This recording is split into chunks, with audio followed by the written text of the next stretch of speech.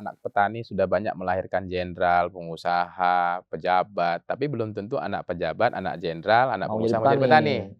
Sebenarnya sederhana, asal saja kita dan negara ini bisa memberi ruang bahwa bertani itu bisa makmur dan untung, saya yakin secara alamiah orang akan berlomba-lomba menjadi petani. Memang ini kan juga bicara soal mentalitas kan. Ya. Kan ini juga. Oleh karena itu memang ada satu jalan, food estate itu sebenarnya salah satu alternatif yang untuk mengatasi ini gitu loh. Mau nggak mau, suka tidak suka ya kita harus punya kebijakan yang memang harus mengutamakan resource base kita di dalam negeri kita. Dan itu apalagi kalau kita lihat prioritas program salah satunya misalnya makan siang gratis gitu kan. Itu kan udah dihilir banget ya. Jangan sampai hulunya bocor-kacir gitu kan. Gimana mau bicara di hilir, hulunya nggak bisa kita pastikan gitu kan. Jadi omon-omon juga gitu loh. Kedaulatan itu sebenarnya bisa diukur, Bang. Dari mana asal isi perutmu itu, kedaulatan terukur dari situ. Berapa persen isi perutmu itu, dari mana asalnya, ketahuan. Satu yang tadi kita tidak banyak bahas adalah satu data pangan. Satu data pangan. Oh, sekarang belum nih? Belum. Jadi itu penting buat nanti ngambil apapun keputusan, satu data pangan. Kita tetap harus kritis dan korektif terhadap pemerintahan yang akan datang. Nggak boleh karena kita dukung terus kita diam, enggak. Terus kita kritik menteri-menterinya, kerja-kerjanya, kinerjanya semua. Supaya kalau enggak bahaya, nggak ada social control bahaya juga. Iya, betul. Orang merasa aman aja kan. Jadi oposisinya itu di sini Bang, di social control karena partai-partai lain mau jadi pemerintah semua. Jadi unpacking, tot-totpol itu oposisi. Iya.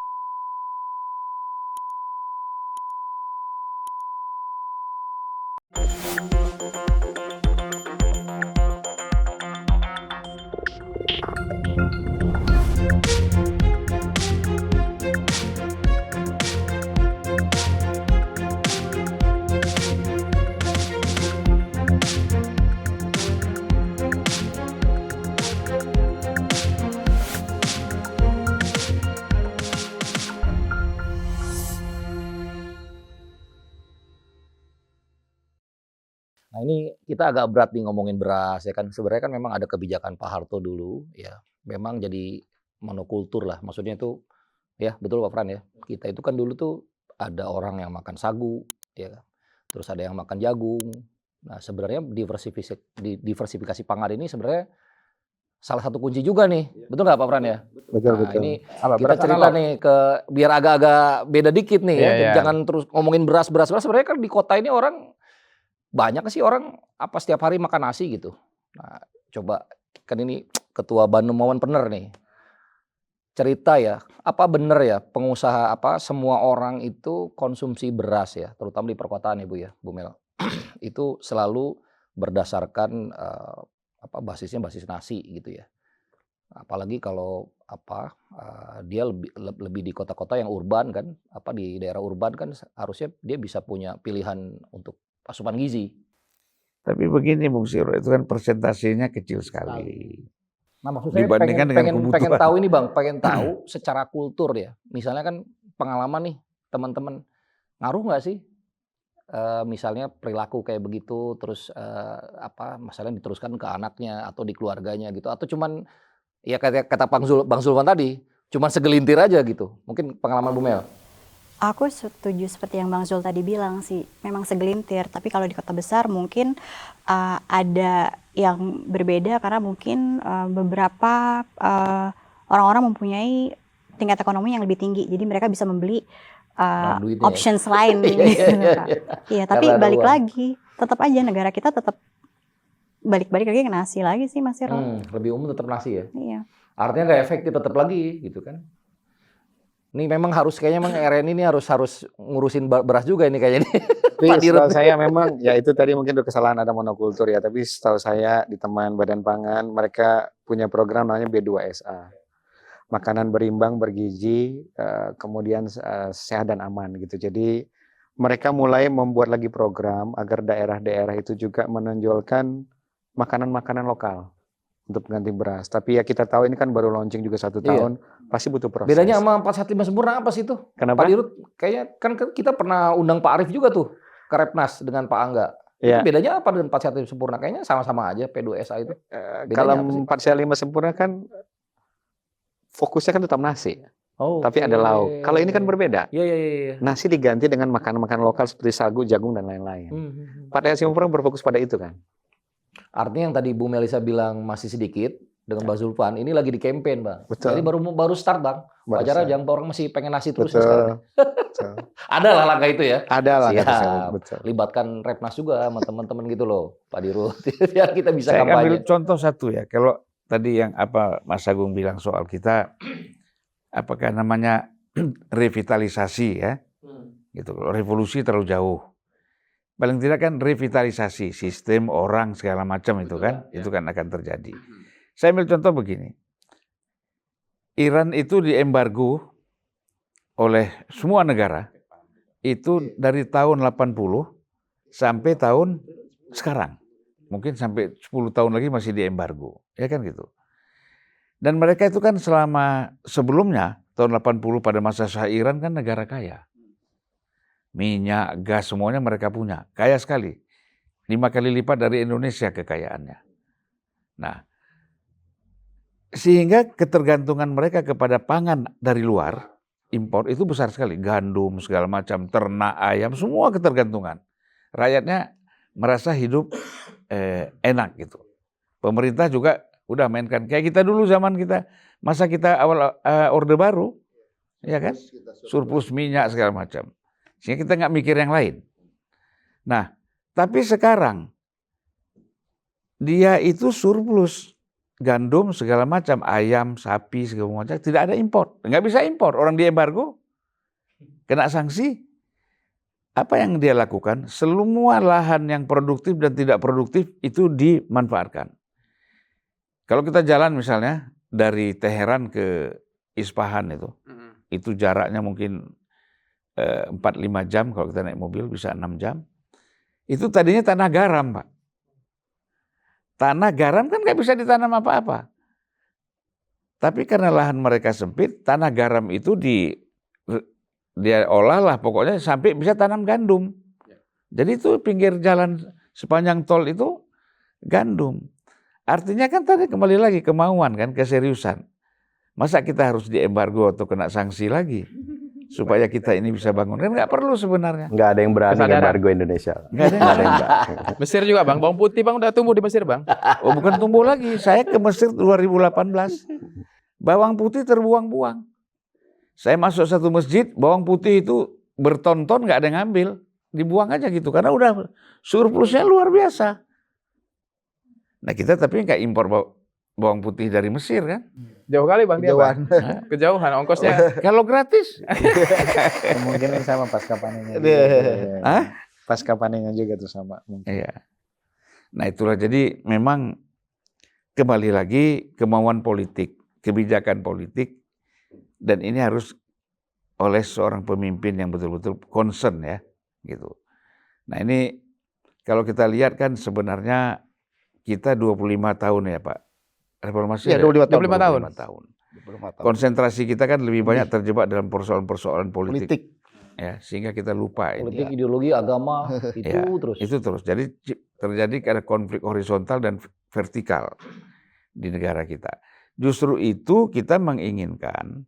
Ini Pak Jokowi ini kan baru 8 tahun ya, sempat berpikir ini kan. 8 tahun itu sebenarnya terus terang memang nggak cukup. Ya, memperbaiki ini semua. Infrastruktur segala macam itu aja udah berat. Kita kan membangun airport itu berapa banyak? Ya. Pelabuhan, airport itu banyak sekali. Karena ini penting sekali karena negara kepulauan. Tidak semua bisa kita capai dengan darat. Gitu. Nah, oleh karena itu satu problem sendiri yang ini relatif sudah mulai agak beres. Beres, ya benar. Gitu kan. Hubungan darat juga mulai bagus kemana-mana. Nah, tinggalkan sekarang persoalan peningkatan kualitas manusianya kan yang harus dipikirkan dengan pangan tadi. Pendidikan, pangan, kesehatan. Dulu kan kita ingat basic need ya. Kebutuhan dasar kita kan sandang, papan, pangan. Bang aku mau ngaku Kita Bang. sebenarnya punya satu solusi Bang soal regenerasi petani tadi SDM ya. Coba. Kebetulan sama nih. Banyak loh diaspora Indonesia yang anak-anak muda kerja di luar itu. Tarik pulang. Mungkin dia udah biasa rasional kok, mekanisasi, Pak. Tarik pulang.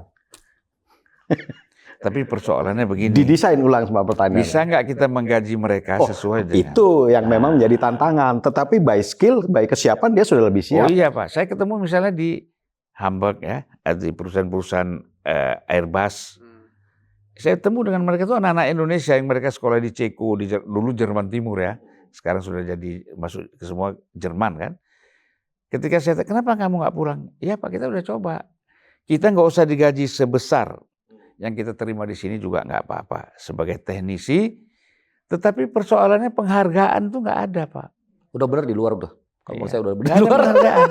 Ke dalam kasihan. Bayangin hasil riset kita siapa yang pakai? Iya betul. Nggak ada hasil riset kita begitu banyak. Tidak ada yang pakai habis uang ratusan triliun lagi. Tapi Tapi tidak. approach Pak Agung aja mungkin ini tadi, tapi kan sistemnya harus disiapin. Oh iya. Corporate. Nggak, artinya kalau kita concern selama ini dengan regenerasi petani, skill dan sebagainya pengetahuan, sebenarnya ada yang indirect sudah dididik oleh sebuah pertanian modern. Hanya adanya di luar orang-orang ini. Gitu. Tapi Bang, izin Bang, sebenarnya hukumnya sederhana Bang. Kenapa hari ini anak petani sudah banyak melahirkan jenderal, pengusaha, pejabat, tapi belum tentu anak pejabat, anak jenderal, anak pengusaha menjadi petani. Sebenarnya sederhana. Asal saja kita dan negara ini bisa memberi ruang bahwa bertani itu bisa makmur dan untung, saya yakin secara alamiah orang akan berlomba-lomba menjadi petani. Itu yang belum ada Bang. Kita mulailah kita jadi petani nih. Saya sampaikan tadi Bang, mindsetnya bahwa petani ini standarnya sama dengan ASN. Menjadi cita-cita masyarakat. Besarnya menjadi apa? Saya menjadi petani. Jangan jadi dokter sama ASN aja terus. Kita baru tanaman pertanian semacam sawit dulu. Saya juga anak karyawan perkebunan ya. Bapak saya tinggal belasan tahun di Kalimantan, masih kecil. Bapak tuh puluhan tahun sampai dia meninggal ya. Terus juga kakek nenek itu petani. Masuk ke IPB ya kan, tanpa tes. Ya kita belajar kebijakan, ngaji lagi nih dengan senior-senior setelah lulus ya. Makin saya paham pertanian, pasca Orde Baru tumbang, saya makin nggak mau belajar pertanian. Karena pertanian itu kan bisnis yang ngelola dua makhluk hidup Bang.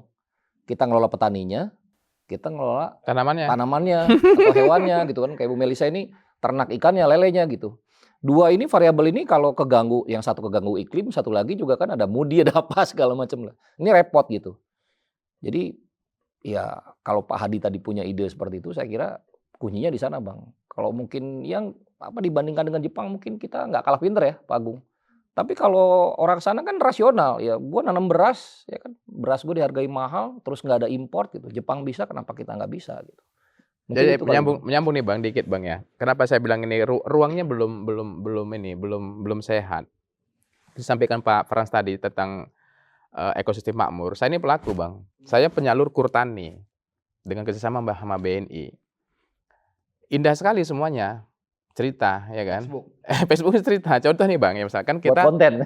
Ya untuk untuk penyaluran Kurtani. Jadi Bang, di level perbankan saja belum melakukan satu kebijakan yang sebenarnya lebih efektif dan efisien. Contoh, akad kredit minjam 2 miliar dengan petani minjam yang 0,3 10 juta itu sama-sama harus bayar materi 6 Bang. 60.000. Itu hal-hal yang sepele menurut saya yang belum direform. Ribet gitu loh. Jadi maksud saya pelaku. Terus yang kedua, misal tadi ada asuransi gagal panen. Saya ini pelaku, ada Askrindo, ada Jasindo dan sebagainya. Nah, gimana teman di lapangan, Pak Hadi? Kita pernah gagal panen, 1.000 petani saya gagal, yang diklaim totalnya cuma 60 orang. Kenapa? Karena nggak seindah yang disampaikan. Karena begini, saya pahami juga Jasindo, kan partner kita. Yang bisa diklaim gagal panen itu Bang, kalau padi, kalau kerusakannya 75% Bang. Secara petakannya. Kalau mobil itu Pak, total loss gitu ya? Iya, jadi kan yang hitung-hitungan gini kadang-kadang nggak bisa make sense di lapangan Bang. Ya kan. Terus asuransi itu misalkan adalah banjir, kekeringan. Terus pandemi penyakit, pandemi hama misalkan. Terus ada case misalkan di Sumatera Utara, Deli Serdang. Di situ yang paling banyak menjadi kendala itu adalah angin. Belum masuk klaim asuransi Bang. Bahkan saya pernah bersurat. Padahal itu di luar kontrol petaninya ya. Harusnya paling masalah Deli Serdang itu ada musim-musim. Ini udah menuju hari panen Bang. Tiba-tiba angin, tumbang semuanya Bang. Kena air semuanya Bang. Rusak. Siapa yang bertanggung jawab? Siapa yang ada bisa bantu? Nggak ada yang bisa bantu. Itu perbaiki dong Pak Hadi kalau itu. ke pemerintah dengan ke Jasindo-nya kan? Iya, artinya kan proses untuk ngurus bahwa salah satu item bisa masuk di klaim aja ini nggak mudah Bang di Indonesia. Ya kan, dimasukkan item bahwa bukan hanya banjir, bukan hanya kekeringan, bukan pandemi hama, bukan hanya pandemi penyakit, tapi juga angin, ya kan, puting beliung ini juga bisa bagian yang diklaim. Habis begitu, terus untungnya dikit lagi kan? Belum tentu amsyong juga Bang, ngapain kan? Pusing-pusing, makanya kayak saya aja. Agak lelah juga Bang, supaya kita jangan jadi Bang. Saya petani. secara pribadi ketika dengar orang diskusi agak enek juga karena kita pelaku maksudnya sebenarnya sederhana kan, pertanian ini sebenarnya kan bukan sesuatu hal untuk didiskusikan Bang, tapi sebenarnya adalah untuk dikerjakan, dilakukan dan kita harus bisa beri satu solusi gitu kan. Nah, tapi lagi-lagi belum ada satu polisi ya, satu kebijakan yang benar-benar menurut saya terintegrasi yang paham detail. Oh, kalau di perbankan begini. Samalah, miris nggak kita? Di 78 tahun Indonesia merdeka, akses perbankan ke sektor pertanian langsung ya itu hanya per tahun 2024 ini kurang lebih 38%. Berarti artinya apa? Ada 62% lagi masyarakat Indonesia. Dulu ada dari Bank Sabang Agro dan di Merauke. akuisisi BRI ya, Iya. Pak Hadi ya. Apa tuh Bank Agro? Ya Hilang sama lagi-lagi sekali ya?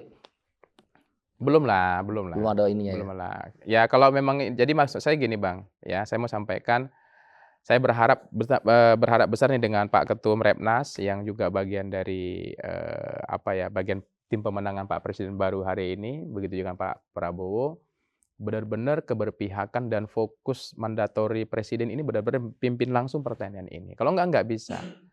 Kita punya Bank Himbara pun nggak ada hari ini yang mindsetnya menjadi commodity fund, nggak ada. Belajarlah dengan Amro Bank, misalkan di Eropa atau dan sebagainya, nggak ada Bang. Dalam teknis bertani Bang, kalau dia commodity fund, dia harus siapkan 5 cadangan keuangan untuk seorang petani. Karena nggak mungkin 5 siklus tanam itu selalu untung. Pasti ada banjir kah, ada alam apa dan sebagainya. Sekarang di Indonesia sekali aja kita gagal, udah langsung blacklist, selesai. Jadi memang nggak berpihak Bang. Saya mau izin pernah punya pengalaman nanam jagung 1000 hektar. Investasi kurang lebih 14 miliar. Pulang uang cuma 3 miliar Bang, karena gagal panen. Pertanyaannya siapa yang bisa membantu kita? Nggak ada. Alam kita tuntut, nggak bisa. Ini kan pertanian kan itu, iklim, Gitu. Nah artinya ada apa? makhluk hidup, Kalau apalagi dia pemerintah. mindsetnya adalah commodity fund, dia akan beri lagi bantu untuk tanam kedua. Sampai 5 sesi. Ya perusahaan-perusahaan besar aja diperlakukan seperti itu kan? Iya. Gagal tambah lagi, top up lagi kan? Iya, di petani nggak ada Bang. Sekali gagal udah langsung ditinggal. Ada relaksasi. Ada relaksasi gitu loh maksudnya. Problem lah. Kalau misalnya kita punya langkah yang korporatisasi ya, kita lihat juga contohnya Great Giant Pineapple di Lampung atau Sugar Groups Gunung Madu ya, atau misalnya perusahaan-perusahaan sawit, semuanya komoditi pertanian, pangan gitu. Mana mereka mau ngurusin beras? Ada yang ngurusin beras kemarin ya kan? Ada Satgas Polisi. Ya, tapi tetap menurut saya langkah yang paling tepat negara turun langsung bikin food estate. Udah benar, proses Itu udah benar. Jadi udah dari benar. pusing mikirin ini kan kayak ini lahan ini kan, wah ini reforma agraria lah, terus petaninya dikonsolidasi. Aduh, Problemnya kan kompleks. Kompleks sekali. Artinya memang ini kan juga bicara soal mentalitas kan. Iya. Kan ini juga ketika kita mau menyerahkan ini kepada kondisi petani kita yang ada sekarang, itu mentalitasnya juga nggak kuat, Nggak siap juga Bang. nggak siap juga. sudah 0,3 Ketika dikasihkan hektar kan. Konsep yang kita diskusikan ini, dia juga mentalnya belum tentu siap. Oleh karena itu memang ada satu jalan food estate itu semua salah satu alternatif yang untuk mengatasi ini gitu loh. Nah jadi pelan-pelan itu kan bergeser ya, nggak bisa langsung pindah ya. Jadi bisa pindah tapi dengan bertahap lah. Gitu. Kan sama kan dulu kan kita juga mana mau kita kloset duduk dulu, maunya jongkok semua. Lama-lama di banyak toilet airport, bandara semua jongkok, akhirnya kita duduk, akhirnya nggak ada masuk tempat jongkok, nggak mau duduk semua. Ada Jadi perubahan. proses itu memang harus Dibiasakan. harus ada memang. Setuju Bang, setuju. Ya, kayak e-tol. Dulu orang maunya cash, sekarang Cash, kan ya. semua Sekarang pakai e-tol. Dipaksa Semuanya orang mau kan? itu. Dipaksa akhirnya ngikut. Ngikut Iya. ya. Listrik juga gitu, token. Dulu awal-awal protes kita Bang kan. Iya. Pokoknya ngomongin beras, pangan ini Bang, kayaknya harus 5 sesi Bang. Nggak akan cukup. Ya, Karena nanti memang begitu kompleks ya Bang ya. setelah Prabowo menang nanti lebih gencar lagi. Lebih gencar lagi. Udah menang Bang. Hah? Udah menang Bang. Bukan menang, maksudnya ditetapkan.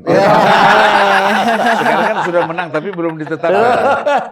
Jadi Siap. Apalagi ada makan siang gratis. Itu lagi pangan nih. Nanti Minum next susu topik Bang. gratis. Tenang. pasti nanti lebih semangat. Pasti lebih semangat. Sudah lewat Ramadan. Sudah lewat Karena ini penting. Saya kira kan Wakil Sekjen HKTI potensi untuk menjadi pertanian kan besar. Iya. Tapi kayaknya kalau orang-orang kayak beliau nih, Mas Agung, Pak Prabowo nggak pengen masuk di pemerintahan, tapi berada di samping. ngeri. Kingmaker ya. Sekarang kan udah di Dewan Pakar TKN ya, Mas? Ya ada, belum. Tapi saya di tim golf untuk yang pertanian, perkebunan dan Ya makanya lebih bagus kata Pak Prabowo kasih input terus untuk polisinya. Kalau semuanya masuk di dalam pemerintahan, saya kan rasakan. Saya bagaimana misalnya tahun 97 gitu sampai tahun 2000 intens itu kan dengan Pak Taufik, dengan Pak Mega, karena kita belum di DPR. Diskusi macam-macam persoalan. Masih lepas pikiran Bang ya. Ya begitu kan Masuk 99 saya masuk parlemen, DPR. sibuk di parlemen nggak komunikasi lagi, ya kan? Masuklah pengamen macam-macam, ya kan, kacau jadi. Nah jadi itu memang harus dijaga juga. Tidak Setuju. semua harus masuk pemerintahan, Setuju. masuk parlemen, ada orang yang loyal, Pak ya. Kita kan perlu orang yang loyal nih, yang tetap berada di lingkungan presiden ini, supaya nggak masuk orang-orang yang tiba-tiba gitu loh. Ini mengganggu sekali. Nah, jadi saya kira itu kalau ada orang-orang dekat presiden, calon Mas Prabowo misalnya, kemudian tidak menjadi menteri, justru bagus. Lebih enak jadi kawan menteri. Oke Bang, ini Kita kan kayak seperti Mas Angga ini kan, dia berkawan sama banyak menteri. Nggak perlu jadi menteri lagi. Tapi kalau 2024, Wajib. 2029, ini wajib kita doakan dia jadi menteri. Amin. Ada 2 kita calon menteri nih, Pak Frans, Pak Angga. Iya. ya kan? Gitu. Jadi Bang, kita doakan. ini kan saya bilang tadi, ini kompleks, ya kan. Jabatan juga nih agak-agak panas juga nih ke depan ya. Tapi oke lah, kita sesi kali ini kayaknya kita harus segera akhiri dulu nih.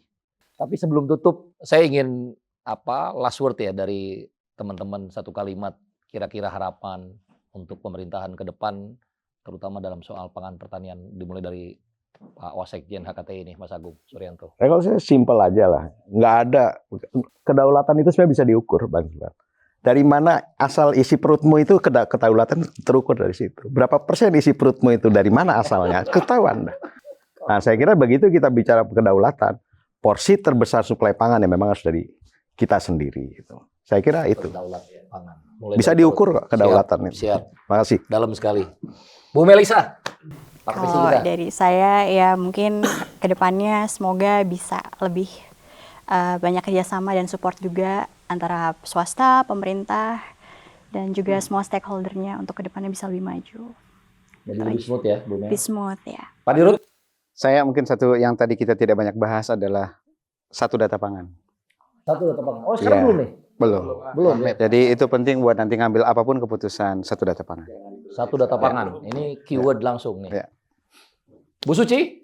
Ya kalau saya, petani harus dimakmurkan. Bahwa petani itu adalah pekerja yang bergengsi di Indonesia. Harus petaninya harus kaya ya? Iya. Siap. Pak Ketum? Ya, kalau kita belajar ya dari mungkin 3 tahun belakangan ini ya, Pak Sirot, Bang Julvan, ada COVID gitu kan, ada situasi geopolitik yang terjadi di mana kita tidak bisa mengandalkan supply bahan pangan kita dari negara-negara lain ya. Pasti kan mereka akan memprioritaskan domestic market ya. Jadi mau nggak mau, suka tidak suka ya, kita harus punya kebijakan yang memang harus mengutamakan resource base kita di dalam negeri kita. Dan itu apalagi kalau kita lihat prioritas program salah satunya misalnya makan siang gratis gitu kan. Itu kan udah dihilir banget ya. Jangan sampai hulunya kocar-kacir gitu kan.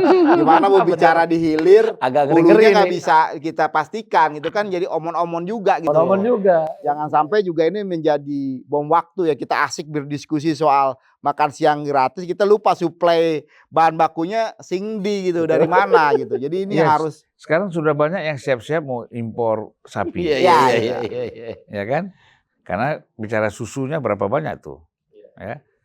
Jadi saya kira kalau pengusaha pikirnya ke sana. Iya, ini kan harus ada tadi, harus ada ideologinya, harus ada kebijakannya, keberpihakannya, dan sebenarnya program makan siang gratis ini kan sebagai pemicu ya, pemicu men-trigger untuk membangun kedaulatan dan mendorong agar UMKM juga bisa tumbuh gitu. Ekonomi Artinya lokal, betul. dari hulunya petani sejahtera, setelah itu pasca panen agroindustrinya dan juga pelaku usaha di lokalnya itu bisa link and match sebenarnya kan gitu. Gambaran-gambaran besarnya seperti itu. Nah, ini yang menjadi PR kita bersama nih Bang Julfa. Jadi menurut saya ya tugas kita unpacking Repnas bagaimana ini bisa menuju nanti 20 Oktober ini benar-benar kita bisa jahit ya. Mengundang berapa pakar dan lain sebagainya, ini kita jahit menjadi sebuah kebijakan. Jadi benar-benar ini solusinya bisa komprehensif. Kita bikin suatu white paper ya, mungkin dari unpacking dari Repnas ini hasilnya sebuah rekomendasi kebijakan yang komprehensif. Jadi kita nggak sepotong-sepotong kan, apalagi kayak Hadi tadi cerita kan pengalaman di lapangan, karena saya tahu betul beliau ini jatuh bangun ya di soal pertanian gitu. Jadi banyak hal yang memang nggak bisa dikontrol ya Pak Hadi, karena memang kebijakannya belum benar-benar komprehensif. Jadi ya pendekatannya harus benar-benar komprehensif. Jadi kalau saya lihat memang, saya tambahkan sedikit, seperti kita ini, apakah namanya podcast atau studi-studi, ini bukan untuk kita ini menunjukkan kita hebat, kan? Betul, Gitu. Bukan. Tetapi memang ini adalah suatu tekanan, ya. pressure. Ya. Makanya kita harus tetap korektif dan kritis. Iya, Nggak betul. boleh. Highly recommended. Nggak boleh kita Iya, ini. iya. Saya kan ditanya orang, misalnya, bagaimana kita kalau unpacking ini dianggap sudah pendukung 02, ya kan? Udah pokoknya, ya memang susah juga kita. Kalau Jadi 80% 02 ya. kalau bicara 02, viewernya banyak. 03 nggak ada, 01 lebih kecil lagi, ya kan? Gitu. Oke. Nah, saya bilang kita tetap harus kritis dan korektif terhadap pemerintahan yang akan datang. Nggak boleh karena kita dukung terus kita diam, enggak. Kita bunuh juga dia itu. Ya kan? Terus kita kritik menteri-menterinya, kerja-kerjanya, kinerjanya semua, supaya Biar menjadi challenge. kalau enggak bahaya, enggak ada social control, bahaya juga. Iya, betul. Orang merasa aman aja kan. Jadi oposisinya itu di sini Bang, di social control, karena partai-partai lain mau jadi pemerintah semua. Jadi unpacking, tot-tot itu oposisi. Iya. Makanya Repnas tidak boleh bubar. Kerja, Bang. Ya. Sebentar lagi nih Kemenkumham didatangkan, Pak. Resmi. Jadi tidak boleh bubar, biarpun sudah selesai pilpres ini, dia tetap lembaga ini ada gitu. Kan relawan. Relawan, siap. Kan relawan Kan di pengusaha, sini perlu tidak- wadahnya petani ya. Tidak ada kata-kata relawan Prabowo, apa kan nggak ada. Iya, Pengusaha muda, Iya. ya kan? Atau nanti pemudanya dihilangkan. Iya, ada. iya. Relawan pengusaha Iya. nasional. Iya. Untuk relawan apa aja, Betul, Iya. siap. ya kan? Paten memang. Konkret ini. Cocok. Nah, ini terakhir Pak Mentan kita gimana? gimana? Pak Mentan HIPMI ini.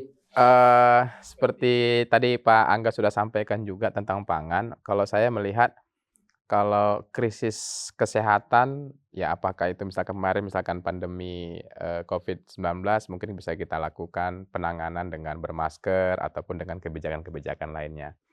Begitu juga ketika negara atau sebuah regional menghadapi satu krisis apapun bisa kita selesaikan dengan cara yang paling tepat. Tapi Bang, kalau krisis pangan Bang, ini akan terjadi multi effect player yang sangat luar biasa. Bisa terjadi peperangan, Bisa bisa riot ya, terjadi ya, kerusuhan. kerusuhan dan Iya. sebagainya. Makanya Terutama beras. Makanya saya Beras. berharap sangat bagaimana negara, khususnya di transisi Pak Jokowi yang mungkin sekitar 8-7 bulan ini lagi, dan ini akan berlanjut ke Pak Prabowo, berharap benar-benar yang namanya pangan, khususnya beras, menjadi kebutuhan pokok ini menjadi konsen utama. Saya yakin Pak Jokowi, orang akan kenang, beliau sudah sukses lah di infrastruktur. Ya, itu nggak ada yang bisa bantah, Bang. Dan kita harus dorong pemerintah berikutnya bagaimana konsen utama ke depan adalah pangan. Ya, karena ini menjadi sesuatu yang menjadi Jadi momen penting kejadian ini ya, Pak Adi ya. Momen penting. Ya sekarang orang semuanya nahan pangan di negaranya masing-masing kok. Betul. Ya. Ya kan? Ya, Terus ya, kita ya. kesulitan pangan mau dapat dari mana? Iya. Kalau nggak swasembada bangun industri pangan dalam negeri kita sendiri. Mungkin kita cukupkan ya, Mas Herod ya. Ini banyak sekali pesan dari Abang ini buat Repnas untuk terus maju, ya kan, kebijakan Prabowo Gibran harus kita kritik, ya kan. Nah ini mungkin ada lagi, Abang mau bikin apa sekolah politik mungkin di Antek, kita siap dukung Ya Bang. nanti semuanya kan Bikin ya. harus berlanjut ya. Berlanjut, Ya, Bang. Kaderisasi. Kita betul. kalau bisa beternak ini aktivis Bang. Saya kira itu teman-teman, ini pemirsa Unpacking, terima kasih sudah menyimak sesi kita kali ini. Mudah-mudahan topik-topik ke depan dengan support dari Repnas dan Unpacking ya, senior kita Bang Zulfan akan terus mewarnai khasanah pemikiran di Republik ini. Teman-teman, para pembicara, terima kasih sudah hadir. Semoga sukses, berkah, manfaat. Pak Ketum yang baru pulang umroh juga, terima kasih sudah menyempatkan hadir. Pak Hadi, Bang Zulfan, tuan rumah Unpacking. Kedua kalinya saya kudeta nih Bang. Kohos, bukan kudeta. Kudeta tidak Tidak berdaya. Billahi taufiq wal hidayah. Assalamualaikum warahmatullahi wabarakatuh.